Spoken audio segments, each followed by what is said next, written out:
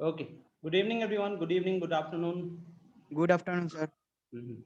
So कल वाली class में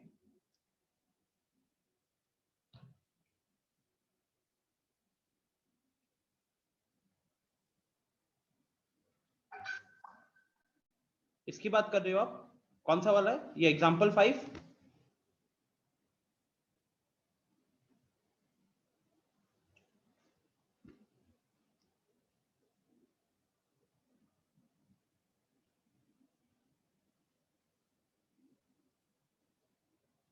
यस अनुपम।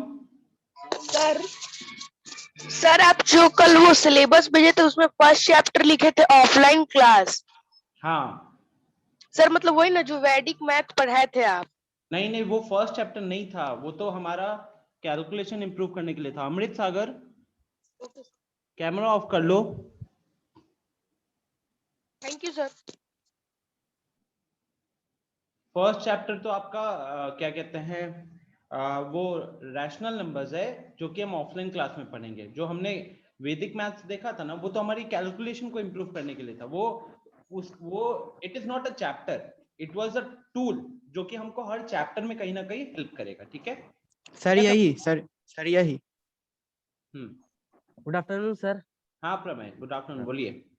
सर होमवर्क जब कर रहा था मैं तब एक सर डाउट हुआ सर एक क्वेश्चन में।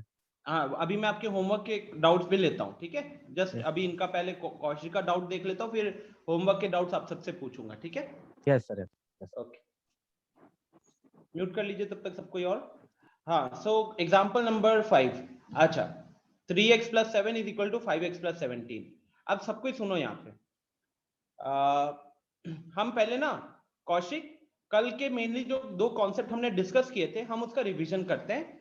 उसी में फिर आपके डाउट्स भी कवर हो जाएंगे और बाकियों का भी एक छोटा सा रिवीजन हो जाएगा। ठीक है, just will start from the beginning, एक क्विक रिवीजन करेंगे गाइस। ठीक है, और हमेशा ऐसे ही चलेगा, लास्ट क्लास का थोड़ा सा रिवीजन करेंगे और फिर आगे बढ़ेंगे। तो सबसे पहले अगर बात करें, the topic was linear equation. The topic was linear equation in one variable. ठीक है, अब इसमें हमने आपसे दो तीन चीजों के बारे में बात की थी। एक लीनियर का मतलब क्या होता है, एक इक्वेशन का मतलब क्या होता है, और यहां पे एक वेरिएबल होगा उसका क्या मतलब होगा। ठीक है स्टूडेंट्स, तो सबसे पहले इक्वेशन में मैंने बोला था, इक्वेशन का मतलब है इक्वल टू का साइन। इक्वेशन का मतलब हुआ इक्वल टू का साइन। ठीक है, लीनियर का मतलब क्या हुआ? लीनियर का मतलब हुआ वेरिएबल के ऊपर जो पावर होगा, वेरिएबल के ऊपर जो पावर होगा, वो पावर कितना होगा? वो पावर होगा 1। वो होते हैं linear equations, right. And lastly one variable. One variable मतलब कि आपको पूरे इक्वेशन में एक ही वेरिएबल देखने को मिलेगा, या तो पूरे इक्वेशन में सिर्फ x देखने को मिलेगा, या फिर पूरे इक्वेशन में सिर्फ y देखने को मिलेगा। ठीक है गाइस, ये रिवीजन वाला पार्ट है, तो आपको लिखने की कोई जरूरत नहीं है। दिस इज रिवीजन ना, ये चीज हमने कल पढ़ रखा हुआ है। जहां से हम नया शुरू करेंगे वहां से आपको मैं बोल दूंगा लिखने के लिए। ठीक है अनुपम, अगर आप कल की क्लास में नहीं आए थे तो मैं रिवाइज तो करा रहा हूं, but I can not explain everything. कल की क्लास 1 घंटे 15 मिनट की क्लास हुई थी, 1.5 घंटे की क्लास हुई थी। मैं उसका revision maximum to maximum 10 minute में खत्म करूंगा। अब अगर आप कल की क्लास में नहीं आए थे तो मैंने क्लास की रिकॉर्डिंग भी अपलोड की थी, क्लास का नोट्स भी अपलोड किया था। आपको वहां से गो थ्रू करना चाहिए था। गो थ्रू करोगे तो बेटर होता। ठीक है Anupam Kumar Singh, this was for you. Okay, and for every student, मान लो कि आप किसी रीजन से अगर कोई क्लास नहीं कर पाते हो, तो हम आपको रिकॉर्डिंग भी तो भेज रहे हैं, नोट्स भी भेज रहे हैं। आपको एटलीस्ट रिकॉर्डिंग देखने का तो टाइम निकाल लेना चाहिए, कोई स्कूल थोड़ी जा रहा है अभी। ठीक है, हाँ, तो आई वाज टॉकिंग अबाउट कि चैप्टर का नाम है linear equation in one variable. तो हमको यहाँ पे किस टाइप के केसेस में मिलने वाले हैं? हमको यहाँ पे इक्वेशन मिलेगा, मतलब इक्वल टू का साइन होगा। अब इक्वल टू का साइन होता है तो उसका लेफ्ट हैंड साइड में कुछ रहता है और उसके राइट हैंड साइड में भी कुछ रहता है, राइट। अच्छा, लेफ्ट हैंड साइड हो या राइट हैंड साइड हो, वहां पे जब भी वेरिएबल दिखेगा तो एक ही वेरिएबल दिखेगा। मतलब कि अगर लेफ्ट हैंड साइड में मुझे वेरिएबल x दिखा है, तो राइट हैंड साइड में भी या तो कांस्टेंट दिखेगा या फिर x वेरिएबल ही दिखेगा। और दूसरा, लीनियर का मतलब होता है वेरिएबल के ऊपर पावर 1, वेरिएबल के ऊपर पावर 1। तो अगर मैं एक एग्जांपल लिखूं linear equation in one variable का, so the example will be 2x plus 5 is equal to 7. This is a linear equation in one variable, क्योंकि इक्वल टू का साइन है तो इक्वेशन बन गया। इसके लेफ्ट हैंड साइड में देखोगे तो आपको एक वेरिएबल दिख रहा है x और उस वेरिएबल के ऊपर पावर दिख रहा है 1। ठीक है, तो इस पूरे इक्वेशन में अगर आप देखोगे तो वेरिएबल एक ही है, उस वेरिएबल के ऊपर पावर 1 है और इक्वल टू का साइन है। अगर एक और एग्जांपल देखते हैं, so the example could have been 2x plus 5 is equal to मान लेते हैं 3x plus 7। 2x plus 5 is equal to 3x plus 7। ये एक एग्जांपल है, ये दूसरा एग्जांपल है। ठीक है, अच्छा इसको भी हम linear equation in one variable क्यों बोलेंगे? क्योंकि सबसे पहले इक्वेशन है तो इक्वल टू का साइन दिख रहा है। अब वेरिएबल देखोगे तो पूरे इक्वेशन में सिर्फ x दिख रहा है और कोई दूसरा वेरिएबल नहीं है, और x के ऊपर पावर लेफ्ट हैंड साइड में देखोगे तो x के ऊपर पावर 1 है और राइट हैंड साइड में भी x के ऊपर पावर 1 है, तो ये लीनियर भी हो गया। ठीक है स्टूडेंट्स, तो इक्वेशन है, एक वेरिएबल है और लीनियर है, तो ये linear equation in one variable हो गया। नेक्स्ट, ये जब पहले हमने बात की थी कि लीनियर इक्वेशन क्या होता है, उसके बाद हमने बात की थी सॉल्विंग अ लीनियर इक्वेशन, उसके बाद हमने बात की थी सॉल्विंग अ लीनियर इक्वेशन।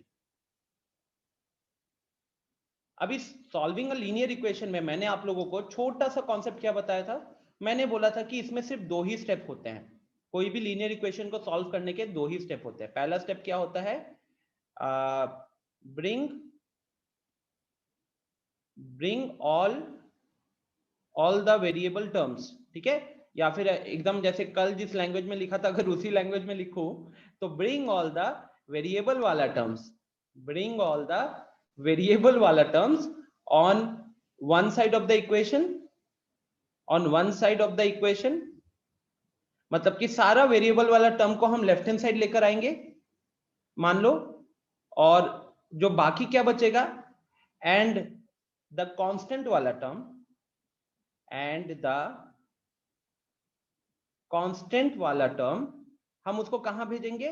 हम उसको भेज देंगे on the other side of the equation, on the other side of the equation. I hope सबको याद होगा कि कोई भी अगर हमको इक्वेशन दिया जाता है तो हम क्या करते हैं, हम उसमें से वेरिएबल वाले टर्म्स को पहचानते हैं, वेरिएबल वाले टर्म्स को हम इक्वेशन के एक साइड में रखते हैं और कांस्टेंट वाले टर्म्स को हम इक्वेशन के दूसरे साइड में भेज देते हैं। अगर इस स्टेप को समझना है तो एक छोटा सा एग्जांपल ले लेते हैं। यहाँ पे भी मान लीजिए कि मैंने आपको दिया 2x plus 3 is equal to 5 दिया, 2x plus 3 is equal to 5 दिया, ये मेरा इक्वेशन था।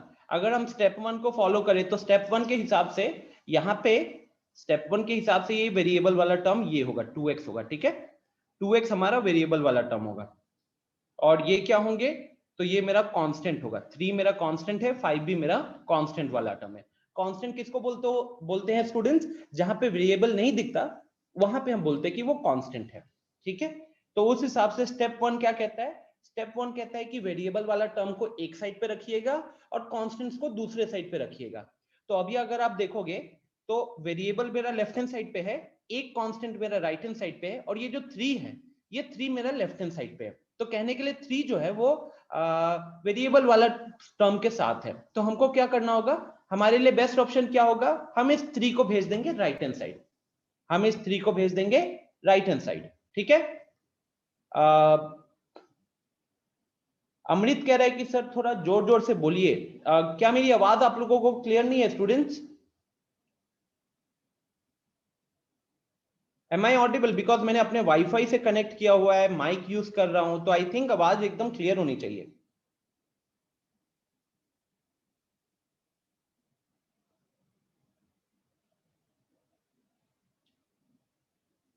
अमृत, उज्जवल सागर, आप एक बार पार्टिसिपेंट में देखोगे तो मैक्सिमम लोगों ने यस पे क्लिक किया है और साथ ही मेरे को 8-9 मैसेजेस भी आ गए कि वॉइस क्लियर है।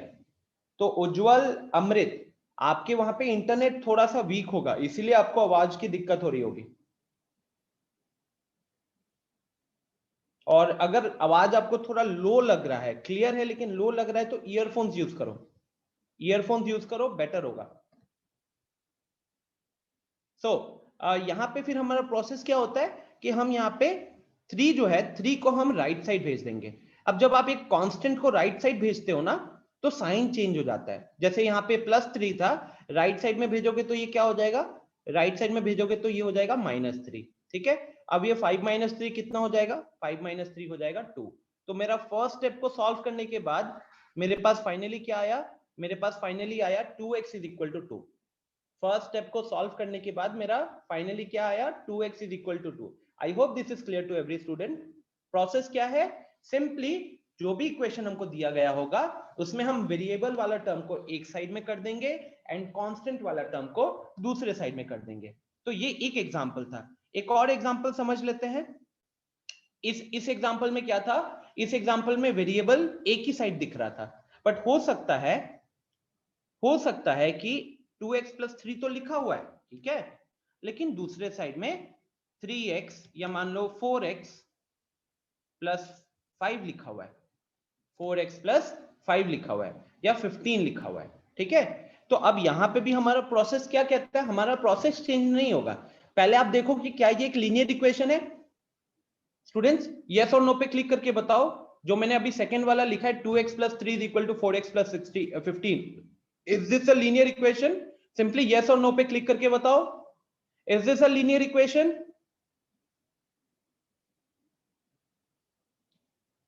अभी, Aditya Kumar, Aditya Yadav, Amrit, is this a linear equation? Satyam, Shubham, Siddhi, Tarun. Okay, तो 80% लोगों ने तो यस बोला है, वेरी गुड। अच्छा, कोई एक्सप्लेन कर सकता है क्या? कोई हैंड रेज करके बताइए, कोई एक्सप्लेन करेगा कि ये कैसे लीनियर इक्वेशन है? ओके, तो आर्यन ने सबसे पहले हैंड रेज किया है, मैं उसे मौका देता हूं।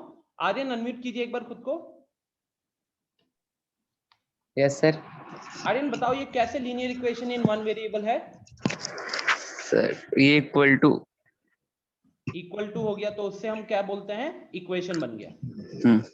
और ये वेरिएबल x और वेरिएबल x है, लेफ्ट हैंड साइड में भी एक ही वेरिएबल दिख रहा है, राइट हैंड साइड में भी एक ही वेरिएबल दिख रहा है, तो ये वन वेरिएबल हो गया। और लीनियर के लिए सर वो लीनियर पेयर को सर इस सर 4x को सर इधर ला देंगे और नहीं, लीनियर पूरा चैप्टर का नाम है linear equation in one variable. तो इक्वेशन है, इक्वल टू का साइन है तो इक्वेशन हो गया। हमको खाली x दिख रहा है वेरिएबल में तो वन वेरिएबल हो गया। लीनियर कैसे बोलते हैं हम? कोई इक्वेशन लीनियर है वो कैसे बोलते हैं? सर लीनियर का वैल्यू 1, वैल्यू का लीनियर का वैल्यू का 1 नहीं बोलते आर्यन, वैल्यू का पावर 1, वैल्यू नहीं, वेरिएबल वेरिएबल का पावर 1। वेरी गुड, वेरिएबल का पावर 1। बाकी सबको भी मौका मिलेगा क्वेश्चंस के लिए, हैंड रेज करके रखिए। मैं अगला क्वेश्चन जो होगा उसी ऑर्डर में पूछते जाऊंगा, ठीक है? तो अब यहाँ पे उस हिसाब से चलिए, पायल,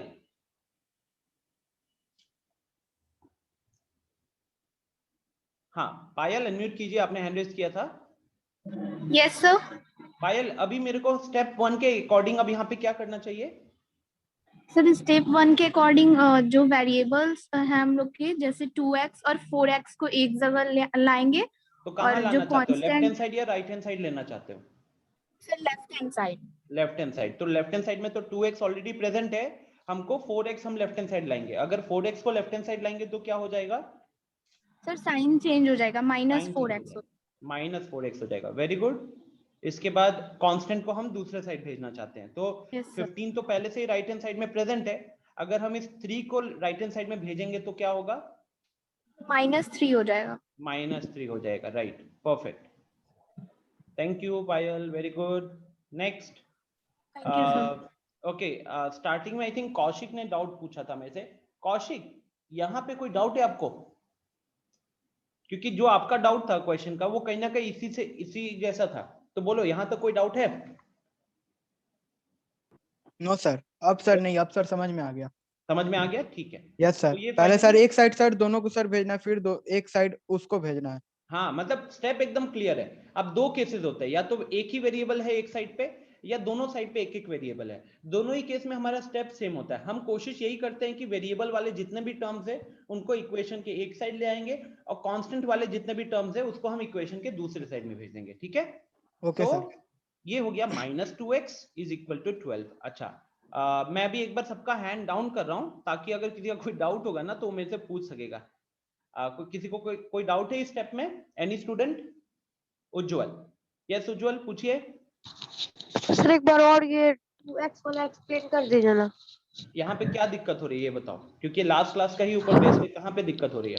सर इसको सॉल्व करने में दिक्कत है। सॉल्व मतलब देखो, सॉल्व का ये पहला स्टेप क्लियर है क्या? पहला स्टेप में दिक्कत हो रहा है। ये देखो होता क्या है कि आपने यहाँ पे आपने डिसाइड किया कि आप वेरिएबल लेफ्ट हैंड साइड में रखोगे। आपने डिसाइड किया कि आप वेरिएबल को लेफ्ट हैंड साइड में रखोगे, तो वेरिएबल में लेफ्ट हैंड साइड में तो ये ऑलरेडी प्रेजेंट है यहाँ पे, ठीक है। Yes sir. अब इसको हम क्या करेंगे, इसको लेफ्ट हैंड साइड ले जाओगे ना, यस सर। तो जब इसको हम लेफ्ट हैंड साइड लेके जाते तो साइन चेंज हो जाता है। क्लास 7 का चीज है ये।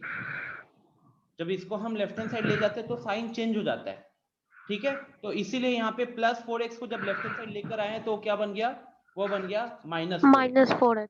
ठीक है। सिमिलरली आपने डिसाइड किया कि अगर हमने वेरिएबल को लेफ्ट हैंड साइड ले आए हैं तो कांस्टेंट कहाँ पे जाएगा, कांस्टेंट जाएगा राइट हैंड साइड पे, ठीक है। तो आपने देखा कि तो पहले से ही राइट हैंड साइड में प्रेजेंट था, तो किसको ले जाना होगा राइट हैंड साइड में? 3 को ले जाना होगा। Yes sir. अब 3 को जब हम राइट हैंड साइड में लेकर जाएंगे तो क्या होगा, उधर भी साइन चेंज हो जाएगा, सर ठीक है। और उधर जब साइन Yes, चेंज हो sir. जाएगा तो आपका वो कितना बन जाएगा, -3 हो जाएगा, -3। ठीक है। और अब अगर Yes, आप ये कैलकुलेट करोगे, देखो हो सकता है शायद आपको इस कैलकुलेशन में दिक्कत हो, तो चलो एक बार इसको रब कर देता हूँ। मान लो कि आपको यहाँ पे दिक्कत हो रही है, तो आप क्या कीजिए, आप x कॉमन ले लीजिए। दोनों में x कॉमन ले सकते हैं ना, तो ब्रैकेट में क्या 2 आएगा यहाँ पे, और यहाँ पे क्या आएगा, -4 आएगा, ठीक है। और यहाँ तो 15 - 3 हमारा 12 हो गया। अब अगर आप ब्रैकेट के अंदर इसको सॉल्व करोगे तो 2 - 4 कितना होता है, -2 होता है। तो उस हिसाब से ये कितना बन गया, ये बन गया -2x = 12, ठीक है। तो जिस भी स्टूडेंट को अगर ये सॉल्व करने में दिक्कत है वो वेरिएबल को कॉमन ले लेगा, नंबर्स को उसी तरीके से लिखकर उसको सब्ट्रैक्ट करेगा, ठीक है। Yes sir. हाँ अमृत, कोई डाउट है यहाँ पे?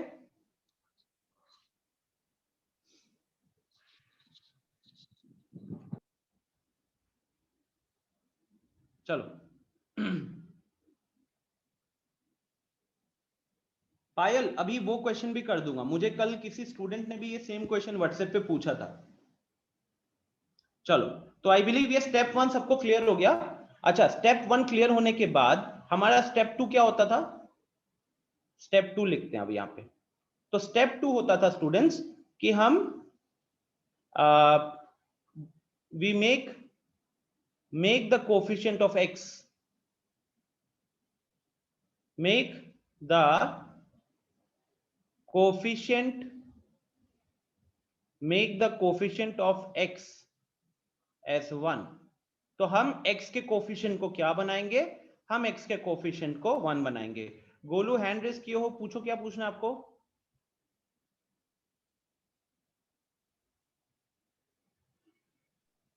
Sir doubt is clear sir. Doubt is clear, okay. Yes Kaushik. Sir coefficient का मतलब? कोफिशिएंट का मतलब वेरिएबल के साथ जो नंबर मल्टीप्लाइड होता है।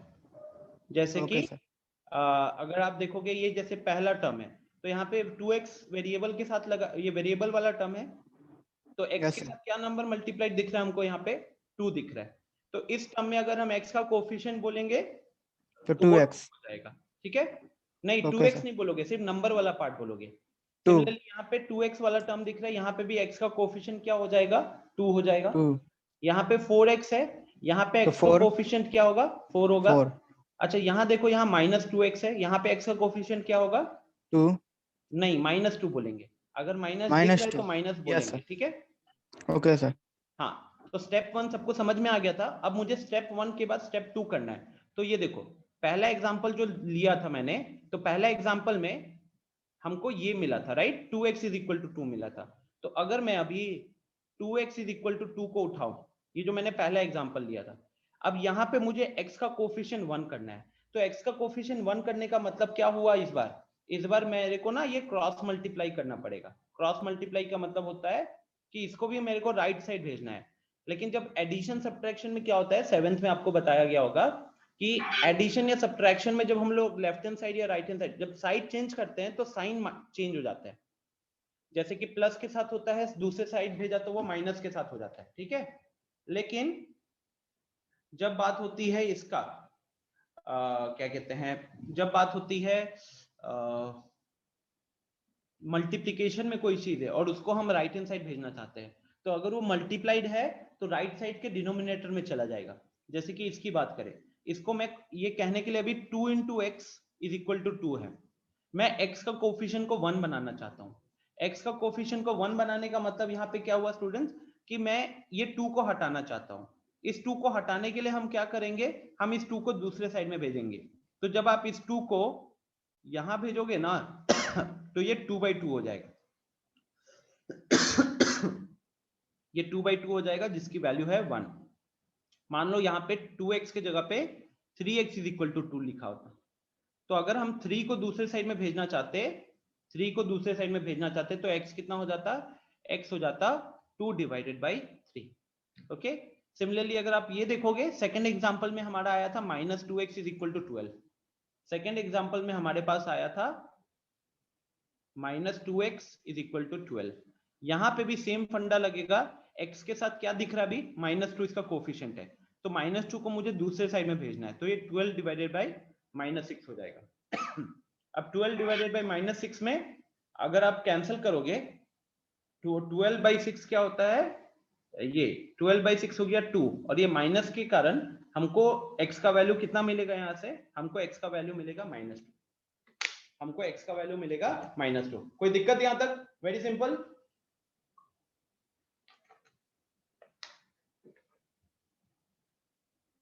कोई प्रॉब्लम किसी को? सेकेंड स्टेप, अगर किसी को प्रॉब्लम है तो हैंड रेज कीजिए जल्दी।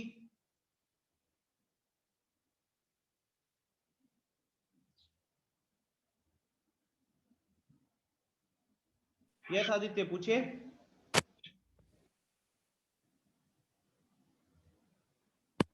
आदित्य कुमार यादव पूछिए, क्या पूछ रहे हैं?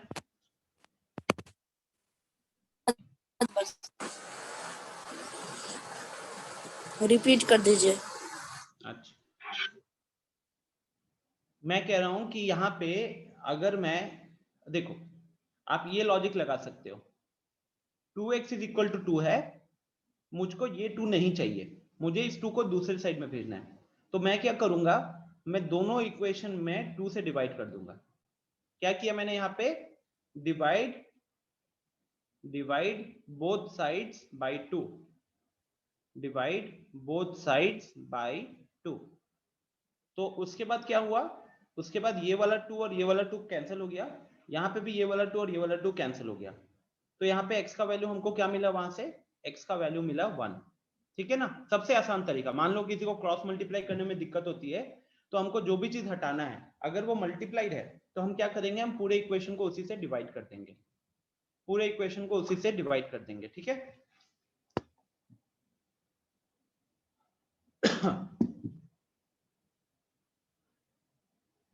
हाँ आदित्य, क्या पूछना है अभी?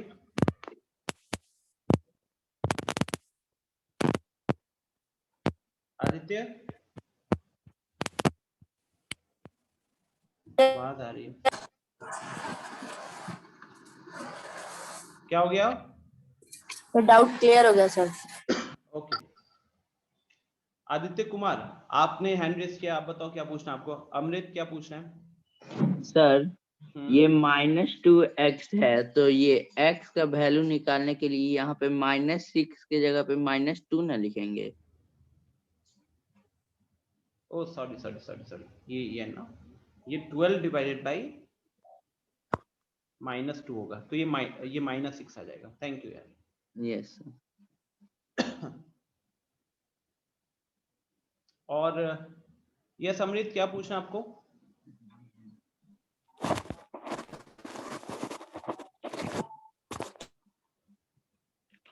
कुछ है अमृत डाउट?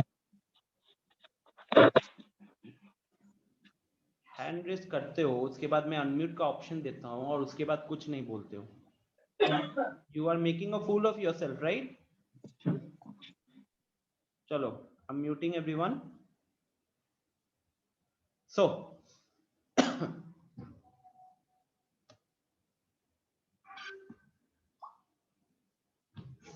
इसी के साथ आई बिलीव सबको ये स्टेप्स क्लियर हो गए होंगे। ठीक है, इसी के स्टेप्स क्लियर हो गए होंगे। मैंने देखा नहीं था।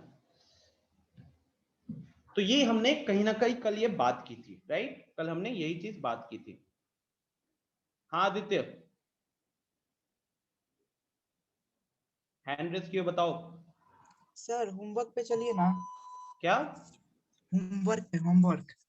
हाँ होमवर्क पे ना, हाँ इसके बाद होमवर्क पे चलना है। चलो, तो Yes, अगर ये okay, सबको रिवाइज हो गया है तो अब हम चलते हैं होमवर्क पे, जो आपको कल दिया था। आपको कल एक्सरसाइज 2.1 एंड एक्सरसाइज 2.3 दिया था, राइट? आप क्या करो, आप चैट बॉक्स में मेरे को क्वेश्चन डालो। 2.1 से किसको क्या प्रॉब्लम है, चैट बॉक्स में क्वेश्चन डालेगा। 2.1 एक्सरसाइज से मैं देख सकता हूँ कि क्वेश्चन नंबर 1 से लेकर 12 क्वेश्चन है। जिस क्वेश्चन में डाउट हुआ है, प्रॉब्लम हुआ है, आप वो क्वेश्चन नंबर डालिए। जी शुभम बोलिए। सर मेरे को एग्जांपल में डाउट है सर। एग्जाम्पल में डाउट है, कौन सा एग्जाम्पल है? सर आगे दीजिए ना स्लाइड। अच्छा तो रुक जाओ पहले। Sir example number 17 sir. 17, ठीक है। अनुपम को क्वेश्चन नंबर 12 में प्रॉब्लम है। अप्रमय 1.6 कौन सा वाला है? सर 8 नंबर है 1.6 वाला। 8 नंबर ना, अच्छा ये रहा। ओके, अब देखिए स्टूडेंट्स, मैं इसको सॉल्व करता हूँ इन क्वेश्चंस को, ठीक है? यहीं पे सॉल्व कर देता हूँ। सर 2.4 आएगा। तो जैसे कि अप्रमय को दिक्कत है इसमें। अब देखो अप्रमय, इसको सॉल्व करना है, ठीक है? ध्यान से सुनना, जिसका डाउट है वो ध्यान से सुने। इस क्वेश्चन में हमको y निकालना है, y फाइंड आउट करना है। तो y के साथ अभी क्या दिख रहा है आपको? 1.5 डिनोमिनेटर में है, तो हमको क्या करना है, इसको क्रॉस मल्टीप्लाई करना है। अब इसको हम अगर क्रॉस मल्टीप्लाई करेंगे ना, तो ये कहां जाएगा? ऊपर जाएगा। क्रॉस मल्टीप्लाई का मतलब है मल्टीप्लाई था, दूसरे साइड में डिवाइड पे चला जाएगा। डिवाइडेड था मतलब ये ऐसा होता है, देखो अगर A B is equal to C लिखा हुआ है, अगर ए मल्टीप्लाई किया हुआ है ना, तो ए को अगर आप दूसरे साइड में भेजोगे तो वो सी बाई ए हो जाता है। और अगर b by A is equal to C लिखा हुआ था, और अब अगर आप a को भेजना चाहते हो दूसरे साइड में, अब अगर आप a को भेजना चाहते हो दूसरे साइड में, तो वो a इंटू सी हो जाता है। मतलब ये डिवाइड है तो मल्टीप्लाई हो जाएगा, मल्टीप्लाई है तो डिवाइड हो जाएगा, ठीक है प्रमेय? लॉजिक समझ में आ रहा है? ये वाला फंडा अपने को पहले यूज करना है, तभी जाकर हम वो गलती नहीं करेंगे, सिली मिस्टेक नहीं करेंगे। बोलो प्रमेय, ये जो मैंने एग्जांपल अभी A B is equal to C वाला लिखा हुआ है, ये समझ में आया है क्या?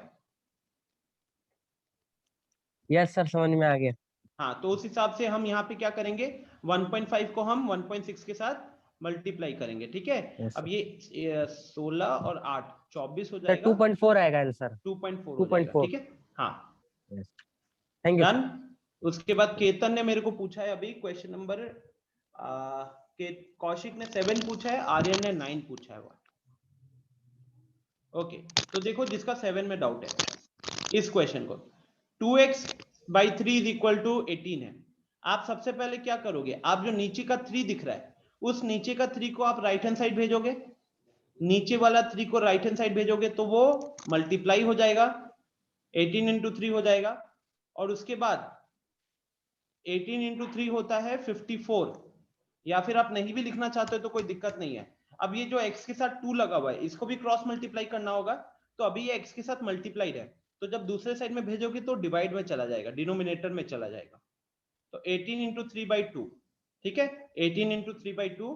अब अगर इसको आप सॉल्व करोगे तो ये 2 इसको कैंसिल करेगा, यहाँ पे आएगा 9, 9 3 27, तो यहाँ पे उस हिसाब से आ गया 27। तो इस क्वेश्चन का आंसर हो गया 27। कौशिक क्लियर है डाउट? शुभम मैं एग्जांपल 17 बता रहा हूं, don't worry. Kaushik question number 7 clear है? यस और नो?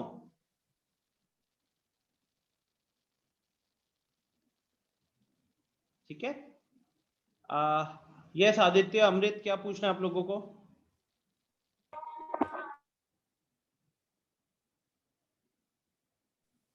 अमृत क्या पूछ रहे हैं? आवाज ही नहीं आ रही आपकी। Aditya Kumar Yadav,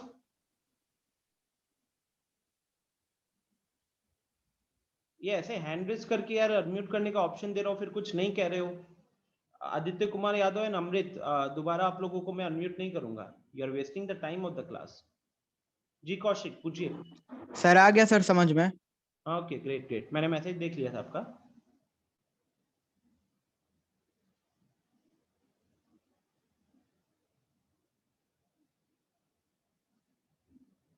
okay so next is, किसी को इसमें दिक्कत थी 9 में, राइट?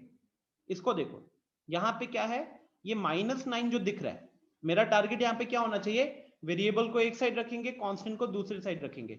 तो 7x जो है मेरा वेरिएबल के साथ है, 7x मेरा वेरिएबल के साथ है, इसको मैं लेफ्ट हैंड साइड रखना चाहता हूं। तो ये जो -9 है इसको मैं राइट हैंड साइड भेजूंगा। अगर मैं -9 को राइट हैंड साइड भेजूंगा तो उधर जाके क्या बनेगा, वो उधर जाके बन जाएगा वो +9। ठीक है, अब 16 + 9 कितना होता है, तो 16 + 9 होता है 25।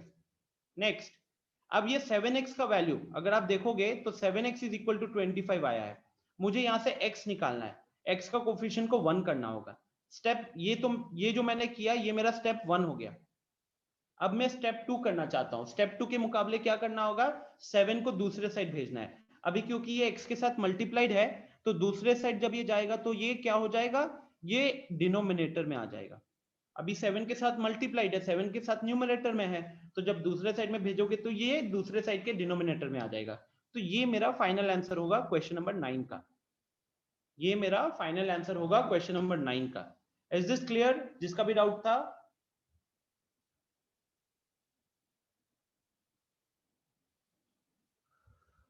यस उज्जवल? सर एक बार 6 बता दीजिए ना।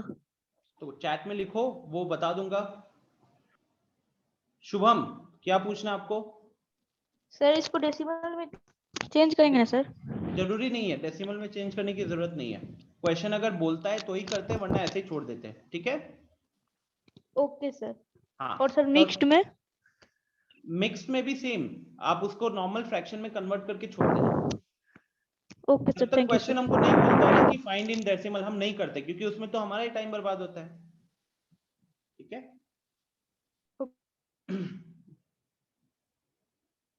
तरुण आपको कुछ पूछना था? आपका हैंड रेज करते हुए देखा था मैंने। सर हो गया, समझ ओके गया। ओके चलो, तो ये सारे क्वेश्चंस हो गए। अब आगे डाउट्स है लोगों के, क्वेश्चन नंबर 12 में है, क्वेश्चन नंबर 4 में है। तो क्वेश्चन नंबर 4 देखोगे अगर, तो 4 में क्वेश्चन क्या दिया हुआ है, 3/7 plus x is equal to 17/7। तो इरम यहाँ पे तो लॉजिक एकदम क्लियर बैठना चाहिए कि ये कांस्टेंट है 3/7, हम इसको भेजना चाहते हैं राइट हैंड साइड में। तो अगर आप इसको राइट हैंड साइड में भेजोगे तो +3/7 उधर जाके क्या बन जाएगा, +3/7 उधर जाके बन जाएगा -3/7। और फिर अगर आप 7 का एलसीएम लेते हो, अगर आप 7 का एलसीएम लेते हो तो ऊपर क्या आएगा, ऊपर आएगा आपका 17 - 3। 7 का एलसीएम लेते हो तो ऊपर आएगा 17 - 3, और 17 - 3 कितना हो जाएगा, 14 हो जाएगा। तो ये हो गया 14/7, और 14/7 का वैल्यू हो गया 2। ठीक है? क्या करोगे आप इसको डिवाइड करोगे, एलसीएम आएगा 7 से, डिवाइड करोगे एलसीएम आएगा 7, 17 - 3 14, 14/7 का वैल्यू हो गया 2। तो ये आपका आंसर होगा इरम। ठीक है? आदित्य मैंने आपको अनम्यूट अब करना ही नहीं है, आप हैंड रेज करवाते हो और उसके बाद आप कुछ बोलते नहीं हो।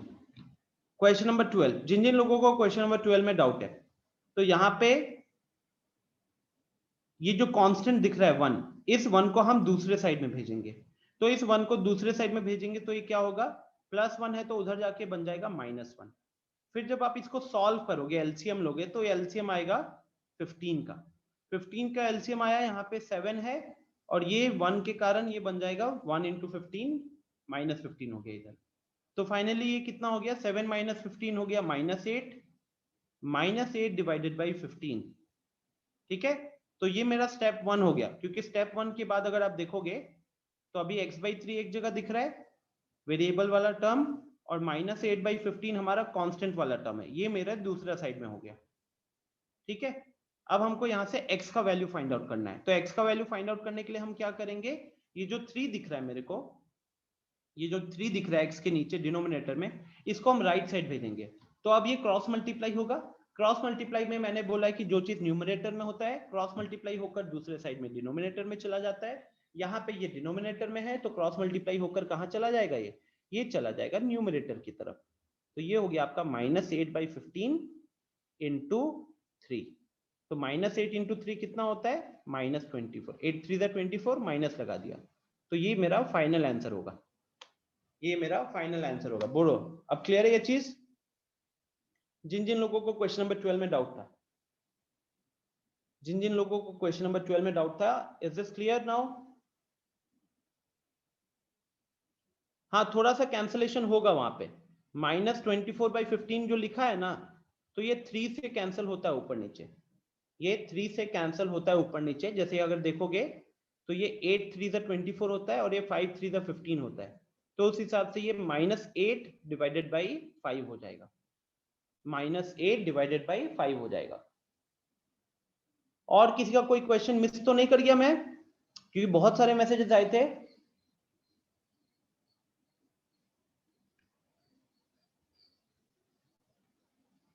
हाँ उज्जवल, क्या है? Sir question number 6। Question number 6, okay. Question number 6 है t/5 = 10। अब यहाँ पे भी सेम फंडा लगाओगे कि t के साथ जो डिनोमिनेटर में उसको दूसरे साइड में भेजना है। तो अभी क्रॉस मल्टीप्लाई करोगे। अभी जैसे कि इसका देखो, यहाँ पे x/3 था, तो इस 3 को हम Yes, दूसरे sir. साइड भेजे थे तो मल्टीप्लाई हो गया था ना। तो यहाँ Yes, पे sir. भी इस 5 को अगर आप दूसरे साइड में भेजोगे तो ये क्या हो जाएगा? राइट हैंड साइड में जो भी चीज प्रेजेंट है, जैसे इस केस में 10 प्रेजेंट है, उसके साथ ये मल्टीप्लाई हो जाएगा। तो 10 × 5 कितना हो गया? 50। 25. आंसर होगा, ठीक है।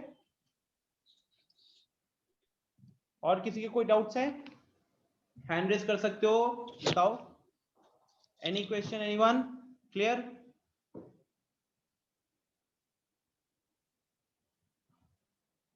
अमृत ने पूछा है क्वेश्चन नंबर 5। अमृत, पढ़ाई वढ़ाई छोड़ रहे हो क्या?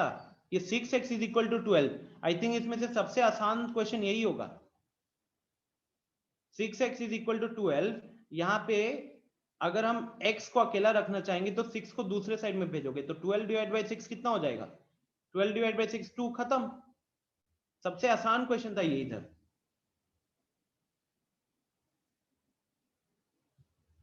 ओके, सो नेक्स्ट आ रहा है डाउट क्वेश्चन नंबर 11 का। क्वेश्चन नंबर 11 में 17 + 6p = 9 लिखा हुआ है। अब आप यहाँ पे क्या करोगे? 6p जो मेरा है वेरिएबल वाला टर्म है, तो मैं मान लो कि मैं वेरिएबल वाला टर्म को लेफ्ट हैंड साइड में ही रखना चाहता हूँ। तो ये जो 17 है इसको मुझे राइट हैंड साइड में भेजना होगा। अब 17 को राइट हैंड साइड में भेजना होगा तो ये क्या बन जाएगा? ये बन जाएगा 9 - 17, और 9 - 17 कितना होता है? -8 होता है। तो यहां से मेरा p का वैल्यू कितना निकल कर आएगा? p का वैल्यू निकल कर आएगा -8 डिवाइडेड बाई 6। अब ये आप देख सकते हो कि ऊपर नीचे 2 से कैंसिल होगा, ऊपर नीचे 2 से कैंसिल होगा, तो 2 4 = 8, 2 3 = 6, तो इसीलिए ये -4/3 हो जाएगा। ठीक है, इसीलिए -4/3 हो जाएगा।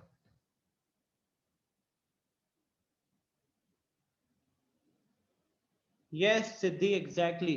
ऑलमोस्ट सारे क्वेश्चन तो मैंने ही बता दिया एक एक करके। चलो next is example number 17। Example number 17।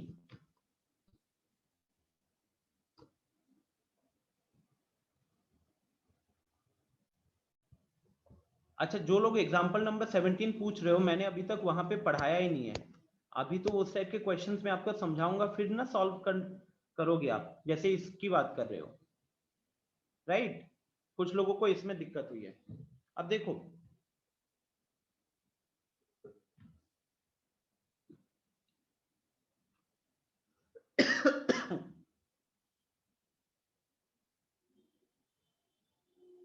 Shubham,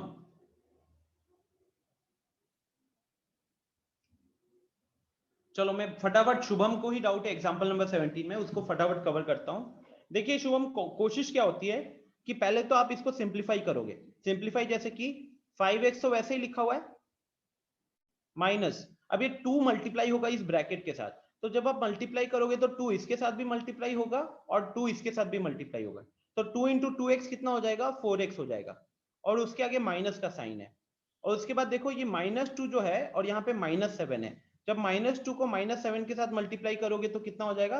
पहले तो माइनस माइनस होगा प्लस, फिर 2 7 हो जाएगा 14। तो ये आपका लेफ्ट हैंड साइड आ गया। अब आते हैं राइट हैंड साइड पे, अब आते हैं राइट हैंड साइड पे, ठीक है? राइट हैंड साइड में 2 इंटू, अब ये देखो सेम फंडा, 2 3x के साथ भी मल्टीप्लाई होगा और 2 -1 के साथ भी मल्टीप्लाई होगा। तो 2 इंटू 3x कितना हो जाएगा? 2 इंटू 3x हो जाएगा 6x, 2 इंटू 3x हो जाएगा 6x, और 2 इंटू -1 क्या हो जाएगा? तो वो हो जाएगा -2 प्लस 7/2 जो कांस्टेंट लिखा हुआ था। ठीक है, उसके बाद जब इसने आपने सिंप्लीफाई कर लिया, अब आपको पहचानना है कि इसमें से वेरिएबल वाला टर्म कौन सा है। इसमें से बोलो शुभम। यस सर, इसके आगे हो जाएगा सर। इसके आगे हो जाएगा, ठीक है। अब आते हैं हम लोग एक्सरसाइज 2.3 पे, क्योंकि मैंने आपको 2.3 होमवर्क दिया था। हाँ, ये एक्सरसाइज 2.3 है, इसके 10 क्वेश्चन है। बताइए इसमें कहां पे दिक्कत हुई है?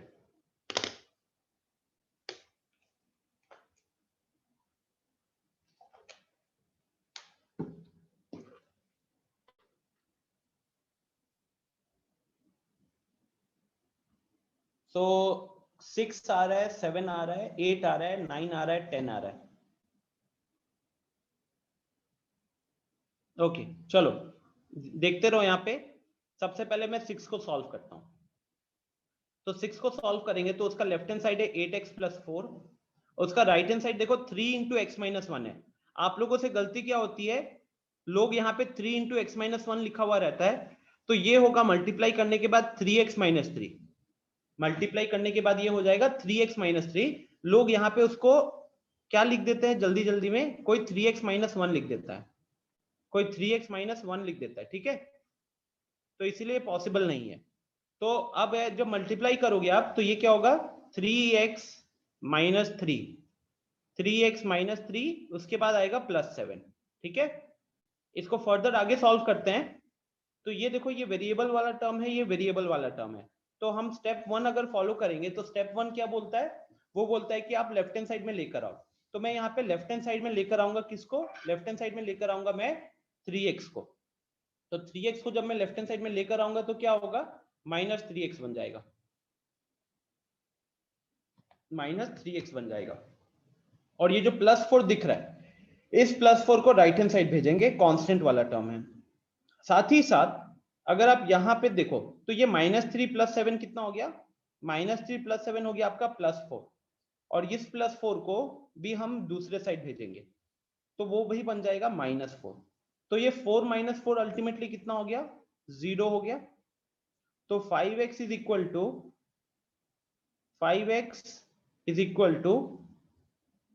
0 इंप्लाइज, ये मेरा स्टेप 1। स्टेप 2 बोलता है कि x का कोफिशिएंट को 1 करो। x का कोफिशिएंट को 1 करने का मतलब है जो 5 है उसके साथ वो मुझे क्रॉस मल्टीप्लाई करना पड़ेगा। तो क्रॉस मल्टीप्लाई करने के कारण 0 / 5 होगा, and 0 / 5 will be equal to 0। So this is the solution for question number 6। This is the solution for question number 6। Is this clear? जिन जिन लोगों को 6 में डाउट था, अनुष्का, उज्जवल,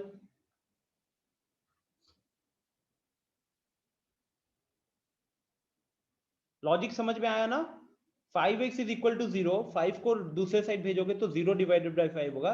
एनीथिंग डिवाइडेड बाई, मतलब 0 को किसी के साथ भी डिवाइड करो वो 0 ही आता है, राइट? तो ये हो गया क्वेश्चन नंबर 6।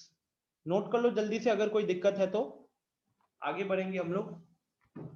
जिसको 6 में दिक्कत हुई वो फटाफट सॉल्यूशन नोट कर ले।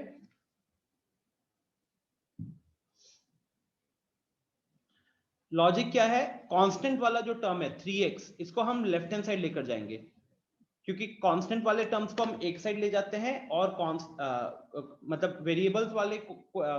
वेरिएबल्स वाले टर्म्स को एक साइड एंड कांस्टेंट वाले टर्म्स को दूसरे साइड।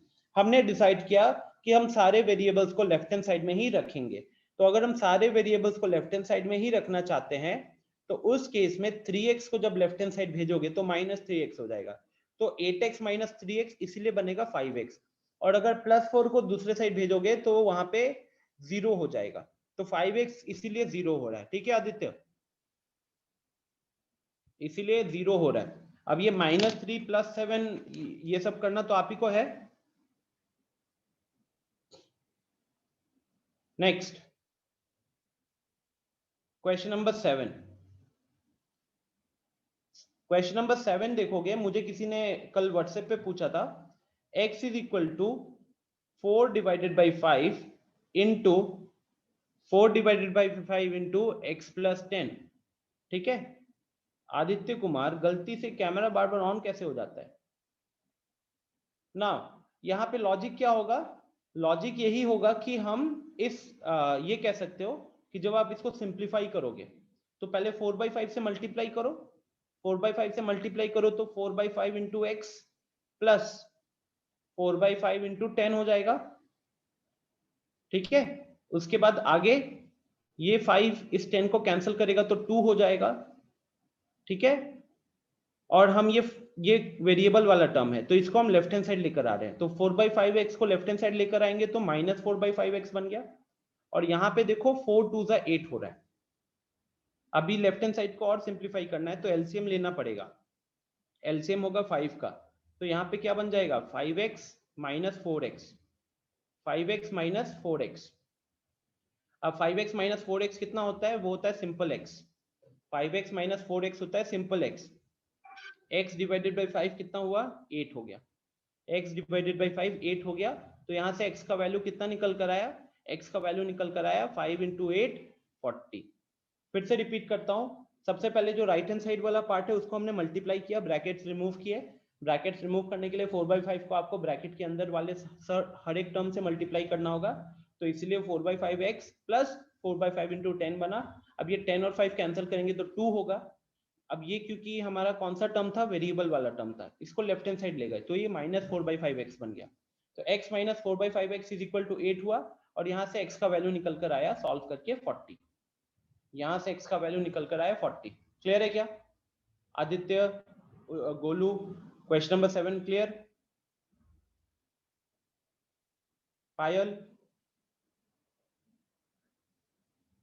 पायल, गोलू, आदित्य, आपके डाउट थे ये?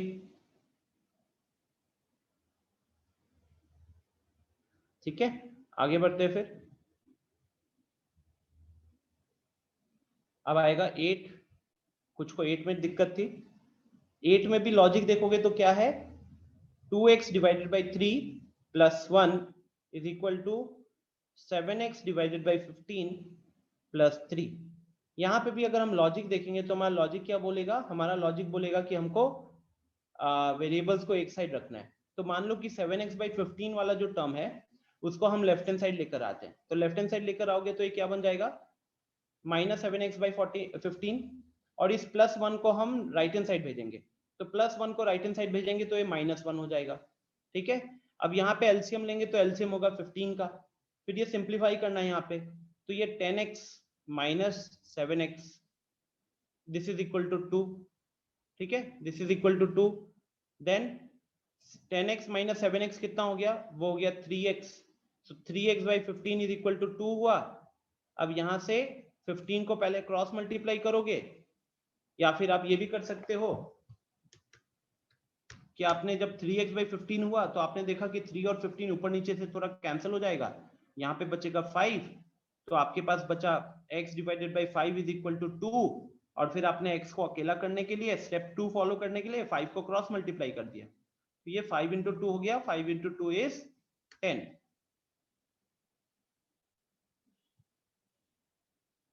सो क्वेश्चन नंबर 8 कुछ नैतिक क्वेश्चन नंबर 8 क्लियर है अब आपका?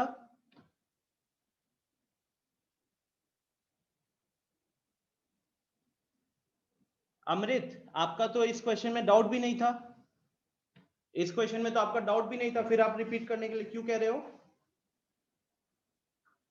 आपने, आपका मैसेज जो दिख रहा है मेरे को, आपने क्वेश्चन नंबर 10 पूछा हुआ है, मैं डिस्कस कर रहा हूं किसी और स्टूडेंट का डाउट, आप इसको रिपीट करने के लिए फिर क्यों बोल रहे हो?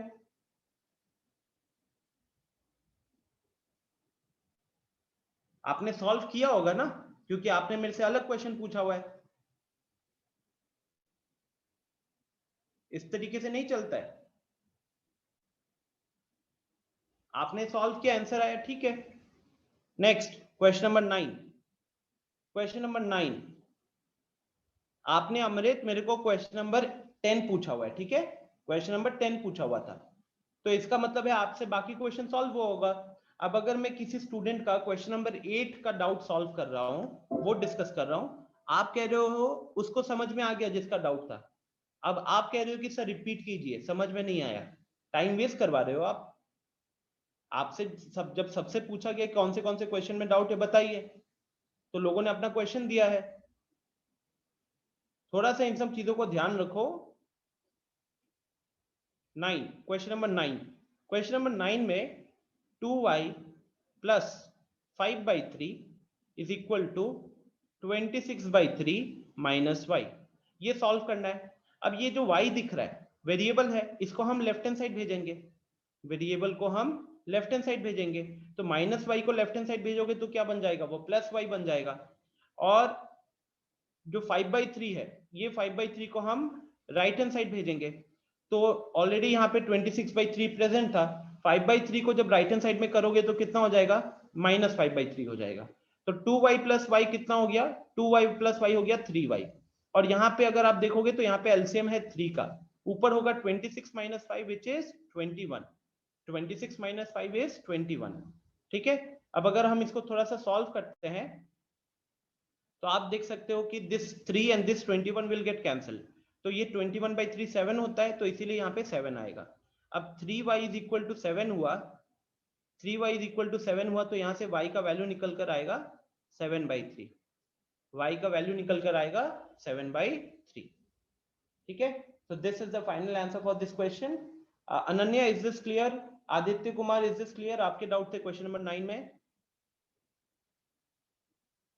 आप लोगों ने मैसेज किया था क्वेश्चन नंबर 9 को लेकर। कौशिक, इज दिस क्लियर ना? कौशिक, अमृत सागर, अनुपम कुमार सिंह,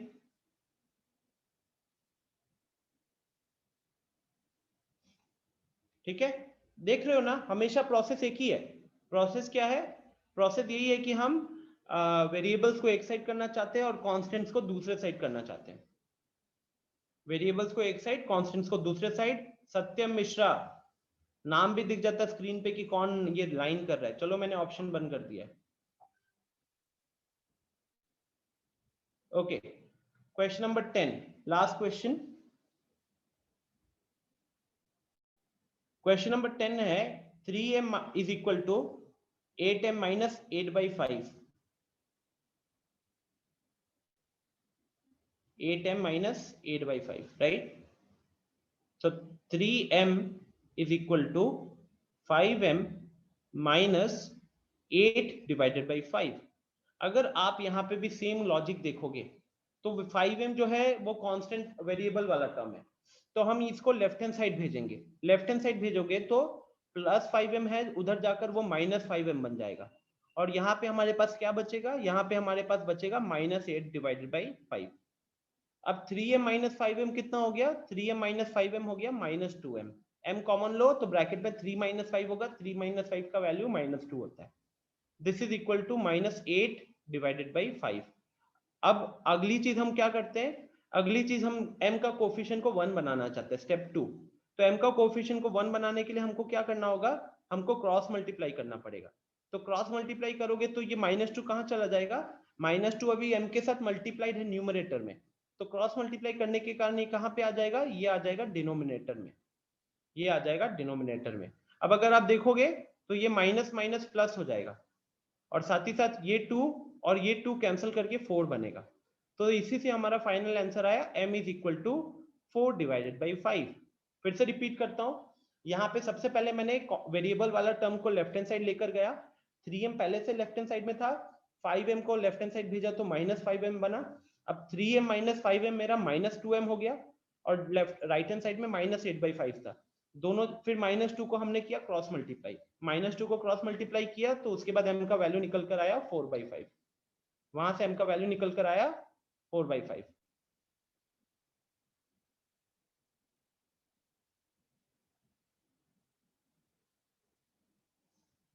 ठीक है, तो is this clear to everyone? जिन जिन लोगों ने डाउट पूछा था, देखो आधी एक्सरसाइज, पिछले वाले की भी आधी एक्सरसाइज मैंने सॉल्व कर दी, यहाँ पे भी 10 में से क्वेश्चन नंबर 6 से लेके 10 मैंने सॉल्व किया है, और उसके बाद एक्सप्लेन भी कर रहा हूँ।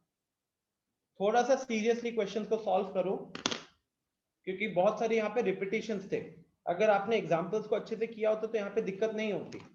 आगे बढ़े फिर, बिकॉज हमारी 1 घंटा तो इसी में निकल गया।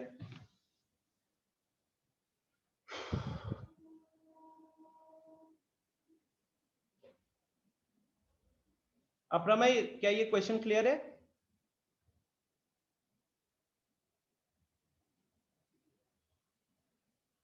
चलिए, अब हम करना चाहते हैं, अगर एनसीईआरटी के अकॉर्डिंग ही चले अभी, तो हमने 2.1 कर लिया, 2.3 कर लिया, तो 2.2 वाले पार्ट पे आ जाओ। नाउ लिसन,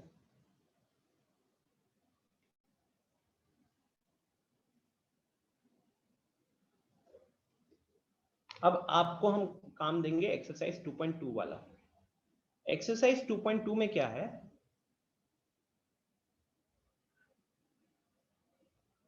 अगर हम पहले बात करें एक्सरसाइज 2.1 एंड एक्सरसाइज 2.3, इसमें क्या था, इसमें सीधा का सीधा सॉल्विंग अ लीनियर इक्वेशन था। मतलब कि आपको एक लीनियर इक्वेशन दे दिया जाता था और फिर आप उसको सॉल्व करते थे। ठीक है, अब आपके पास क्या है, अब आपके पास है एक्सरसाइज 2.2। अब अगला टारगेट होगा एक्सरसाइज 2.2 एंड एक्सरसाइज 2.4। ये क्या होगा जानते हो, यहां पे फ्रेम करना होगा, फ्रेम अ लीनियर इक्वेशन। फ्रेम मतलब खुद से बनाना पड़ेगा linear equation based on the statement given, based on the statement given. मतलब कि हमारे पास स्टेटमेंट, हमको क्वेश्चन में स्टेटमेंट मिलेगा, उस स्टेटमेंट को पढ़ के मेरे को इक्वेशन बनाना पड़ेगा और फिर उस इक्वेशन को बनाने के बाद solve the equation, solving the equation. तो अब ये वाला पार्ट तो आप ऑलरेडी सीख चुके हो, तो पूरा का पूरा दिमाग अब किस पे लगाना है, मेरे को दिमाग लगाना पड़ेगा कि लीनियर इक्वेशंस को कैसे बनाते हैं। ठीक है, लीनियर इक्वेशंस को कैसे बनाते हैं, तो उसके लिए आपको स्टेटमेंट दिया रहेगा। अब देखो लॉजिक क्या है, अगर हम कुछ एग्जांपल से शुरू करें, आप ही के एनसीईआरटी के एग्जांपल से शुरू करें। ओके, तो ये हो गया सम एप्लीकेशन।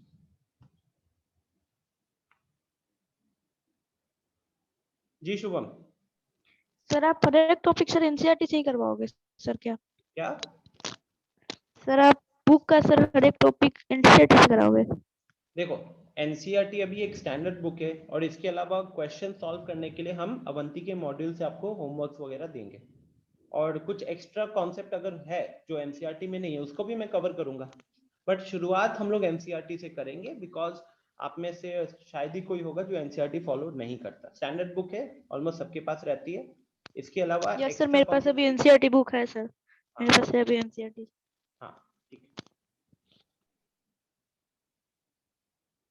नहीं गाइस, वर्ड प्रॉब्लम, हाँ इसको वर्ड प्रॉब्लम बोलेंगे। अब एक्सरसाइज 2.2 और 2.4 ये सब क्या है, ये सब वर्ड प्रॉब्लम्स है। अब वर्ड प्रॉब्लम्स के क्वेश्चंस को आप अपने नोटबुक में लिखने में टाइम बर्बाद नहीं करेंगे। कोई भी अपने बुक में कॉपी में क्वेश्चन नहीं लिखेगा, वो क्या करेगा, page number question number mention करेगा, page number and question number mention करेगा। क्योंकि 3-4 लाइन के क्वेश्चन होते हैं, वो कंप्लीटली टाइम वेस्ट होते हैं मेरे हिसाब से। मतलब अगर आप क्वेश्चन दोबारा लिखते हो तो टाइम वेस्ट है वो। ठीक है, चलो अब सुनो यहाँ पे। तो वर्ड प्रॉब्लम्स में क्या है कि आपको एक क्वेश्चन दिया जाएगा, पजल जैसा क्वेश्चन हो सकता है, आपको उस क्वेश्चन को पढ़ के, उस क्वेश्चन को पढ़ना है और उसमें एक चीज की वैल्यू निकालने के लिए दी जाएगी। जनरली हम उसको वेरिएबल मानते हैं, एक चीज की वैल्यू निकालने के लिए दी जाएगी, जनरली हम उसको वेरिएबल मानते हैं। जैसे कि देखो, मान लो जैसे ये एक स्टेटमेंट है, या फिर मैं सीधा एक्सरसाइज के क्वेश्चंस पिक करता हूं, एग्जांपल्स आप अपने घर पे पढ़ते रहिएगा।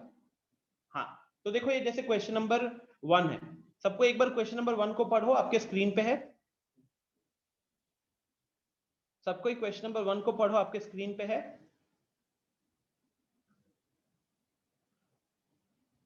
ये कह रहा है if you subtract 1/2 from a number, अगर आप 1/2 माइनस करते हो किसी नंबर से, फ्रॉम अ नंबर मतलब कोई नंबर से, and multiply the result by 1/2, you get 1/8। अब अगर आप एक बार में पढ़ोगे तो लोग कंफ्यूज हो सकते हैं, तो हम क्या करेंगे, 2-4 वर्ड पढ़ेंगे, उससे अगर कुछ इक्वेशन बनता है तो इक्वेशन बनाएंगे और फिर उसको सॉल्व करेंगे, ठीक है। जैसे कि अगर इसी की बात की जाए तो आपको ये पता चल गया कि 1/2 किससे सब्ट्रैक्ट हो रहा था, 1/2 सब्ट्रैक्ट हो रहा था एक नंबर से। तो हमको क्या करना होगा, एक्सरसाइज 2.2 क्वेश्चन नंबर 1। तो यहाँ पे हमको पता चल जाएगा कि मेरा वेरिएबल क्या है, मेरा वेरिएबल है वो नंबर। तो हम बोलेंगे let the number be x, हम उस नंबर को x मान लेते हैं। तो अकॉर्डिंग टू क्वेश्चन कह रहा था 1/2 is subtracted from the number। पहला 4 लाइन ये लिखा हुआ था ना, 1/2 is subtracted from the number। अब अगर स्टूडेंट 1/2 को सब्ट्रैक्ट किया गया है नंबर से और उस नंबर को हमने x माना गया है, इसका मतलब वो क्या चीज हो गया, वो हो गया x माइनस 1/2, वो हो गया x माइनस 1/2, ठीक है। आप इसको लिखना शुरू कर सकते हो, एक्सरसाइज लिखो, क्वेश्चन नंबर लिखो और शुरू करो, ठीक है। If you subtract 1/2 from a number, बस इतना पढ़ा मैंने, इतना पढ़ा और मैंने इसमें क्या डिसाइड किया, मैंने डिसाइड किया कि नंबर को x मानते हैं तो वो x माइनस 1/2 कह रहा है, नंबर को x मानते हैं तो वो x माइनस 1/2 कह रहा है, ठीक है। अगली चीज हमको क्या करनी है, अगली चीज मेरे को अब जो multiply the result by 1/2, again मतलब पहले सब्ट्रैक्ट किया, सब्ट्रैक्ट करने के बाद सेकेंड पार्ट क्या कह रहा है क्वेश्चन, सेकेंड पार्ट में कह रहा है मल्टीप्लाई द रिजल्ट बाय 1/2, ठीक है। तो अब यहां पे रिजल्ट क्या है, तो जो काम हमने अभी माइनस किया था वही मेरा रिजल्ट है ना, वही मेरा रिजल्ट है। तो ये पहले मैंने इसको लिख दिया, जो रेड कलर से था उसको मैंने लिखा, और अब इसको क्या किया जा रहा है, इसको मल्टीप्लाई किया जा रहा है 1/2 से, ठीक है ना, इसको मल्टीप्लाई किया जा रहा है 1/2 से। और क्वेश्चन कह रहा है कि multiply the result by 1/2 and you get 1/8। देखो क्वेश्चन कह रहा है मल्टीप्लाई कीजिए रिजल्ट को 1/2 से तो आपको मिलेगा 1/8। व्हाट इज द नंबर, इसका मतलब है कि पहले उस नंबर से को सब्ट्रैक्ट किया गया, फिर उस नंबर को मल्टीप्लाई किया गया, पहले नंबर को सब्ट्रैक्ट किया गया, फिर उस नंबर को मल्टीप्लाई किया गया, और उसका बाद जो वैल्यू निकल कर आया वो वैल्यू निकल कर आया 1/8। तो according to question x minus 1/2 into 1/2 is equal to 1/8। इसको अब आप सॉल्व करोगे, इसको सॉल्व करोगे, ठीक है। अब सॉल्व करना इतना बड़ा बात नहीं है, मेन इंपॉर्टेंट चीज क्या होगा, मेन इंपॉर्टेंट चीज होगा ये इक्वेशन बनाना, क्योंकि सॉल्व करना तो आपने एक्सरसाइज 2.1 और एक्सरसाइज 2.3 में सीख लिया है, तो फिर आपको प्रॉब्लम नहीं होगा। पूरा का पूरा खेल अब किस पे चलेगा, वो वर्ड प्रॉब्लम जो दिया है क्वेश्चन में, उस वर्ड प्रॉब्लम को पढ़ना है, समझना है और फिर उसका इक्वेशन बनाना है। तो यही चीज सबसे बड़ा दिक्कत हो सकता है।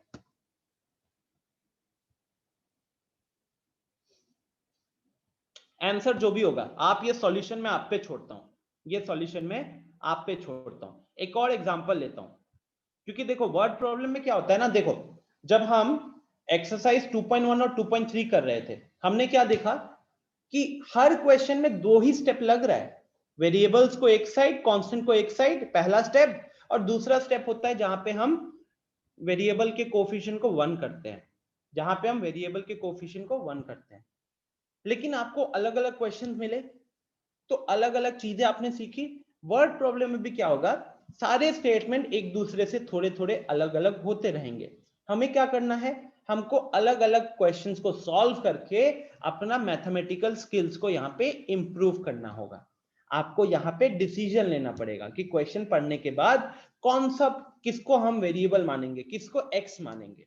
जैसे कि अगला क्वेश्चन है number 2, the perimeter of a rectangular swimming pool. तो किस तरीके का स्विमिंग पूल है? रेक्टेंगल के शेप में। अच्छा, रेक्टेंगल का पेरीमीटर क्या होता है? तो वो होता है 2 इंटू एल प्लस बी, वो होता है 2 इंटू एल प्लस बी। तो पेरीमीटर कितना दिया हुआ है स्टूडेंट? पेरीमीटर दिया हुआ है 154 मीटर। और क्या इंफॉर्मेशन दिया हुआ है? और इंफॉर्मेशन दिया हुआ है कि its length is 2 metres more than twice its breadth. अगर इसको हिंदी में पढ़े तो इसका जो लेंथ है वो 2 मीटर ज्यादा है ट्वाइस इट्स ब्रेथ। ब्रेथ का दुगना करने के बाद भी 2 ज्यादा है, 2 मीटर ज्यादा है। तो पहले इस क्वेश्चन को पढ़ के हर एक स्टूडेंट के माइंड में किस तरीके का इमेज आना चाहिए वो पहले यहाँ पे लिखते हैं। उस क्वेश्चन को पढ़ने के बाद हर एक स्टूडेंट के माइंड में होना चाहिए कि भाई साहब पहला चीज तो एक रेक्टेंगल है, रेक्टेंगल पूल है, रेक्टेंगल स्विमिंग पूल है। और इस रेक्टेंगुलर स्विमिंग पूल का क्या दिया हुआ है? पेरीमीटर का वैल्यू दिया हुआ है 154, पेरीमीटर का वैल्यू 154 दिया हुआ है। और लेंथ दिया हुआ है, लेंथ दिया हुआ है 2 टाइम्स ऑफ ब्रेथ, लेंथ दिया हुआ है 2 टाइम्स ऑफ ब्रेथ। तो इतना हर एक स्टूडेंट के माइंड में जब क्लियर हो जाएगा ना, तभी जाकर वो इक्वेशन बनाएगा। देखो 2 लाइन था वहां पे, लंबा लंबा लाइन था। मैंने उस लंबे लंबे लाइन से इंपॉर्टेंट चीजें क्या है, तो इंपॉर्टेंट चीजें कि एक रेक्टेंगुलर पूल है, दूसरा उस पूल का पेरीमीटर 154 है, तीसरा उस पूल का जो लेंथ होगा वो 2 times of the breadth plus 2 है, 2 times of the breadth plus 2 है। तो अब आपको यहाँ पे डिसाइड करना है कि मैं किसको वेरिएबल मानूं। तो आप देख सकते हो कि लेंथ, एक रेक्टेंगुलर पूल है तो उसमें 2 ही चीजें आती हैं, एक होता है लेंथ होता है और एक होता है ब्रेथ होता है। और पेरीमीटर में भी हम लेंथ और ब्रेथ को ही यूज करते हैं। क्वेश्चन ये भी बता दिया कि जो लेंथ होगा वो ब्रेथ का दुगना करने के बाद भी 2 ज्यादा होगा। तो हमको क्या करना चाहिए यहाँ पे? हमको इसके बेसिस पे करना चाहिए कि let the breadth be x, let the breadth be x. ठीक है, ये हमारा सबसे पहले हमको डिसाइड करना होगा कि किसको वेरिएबल मानने से मेरा काम थोड़ा सा आसान होगा। तो अकॉर्डिंग टू क्वेश्चन, अगर हमने ब्रेथ को x मान लिया तो मेरा लेंथ कितना हो जाएगा?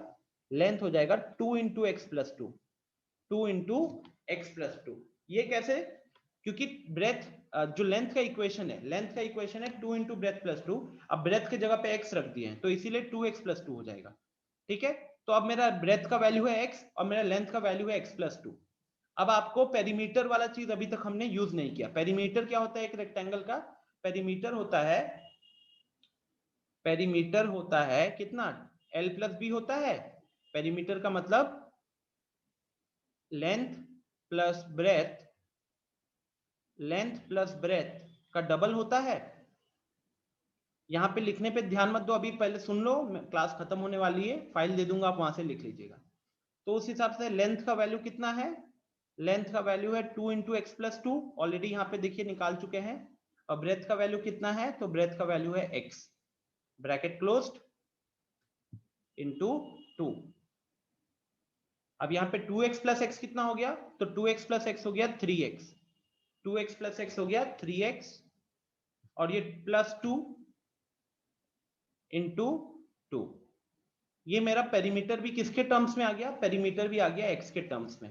क्वेश्चन ने ये बोला है कि पेरीमीटर का वैल्यू, क्वेश्चन ने ये बोला है कि पेरीमीटर का वैल्यू है 154। तो अगर पेरीमीटर का वैल्यू 154 है तो 2 इंटू 3x प्लस 2 करोगे, ये भी कितना होगा? ये भी 154 होगा फिर। और अब आप इसको करोगे सॉल्व और यहां से आपको x मिल जाएगा। ठीक है, तो क्वेश्चन को फिर से रिपीट करो जल्दी से। क्वेश्चन पढ़ा था तो पता चला रेक्टेंगल है, उस रेक्टेंगल का पेरीमीटर है 154 और उसका जो लेंथ है वो उसका ब्रेथ का डबल करने के बाद भी 2 ज्यादा है। तो आप यहाँ पे ब्रेथ को x मानोगे, ब्रेथ को x माना तो लेंथ कितना हो जाएगा? x को डबल करने के बाद भी 2 ज्यादा, इसका मतलब लेंथ हो जाएगा 2x प्लस 2। अब पेरीमीटर का वैल्यू 154 दिया हुआ था। पेरीमीटर होता है length plus breadth into 2, 2 into l plus b होता है, क्लास 7th में ज्योमेट्री में पढ़ा होगा आप लोगों ने। अब लेंथ प्लस ब्रेथ वाले में क्या करते हैं? लेंथ का वैल्यू हम डाल दिया 2x प्लस 2, ब्रेथ का वैल्यू हमने डाल दिया x।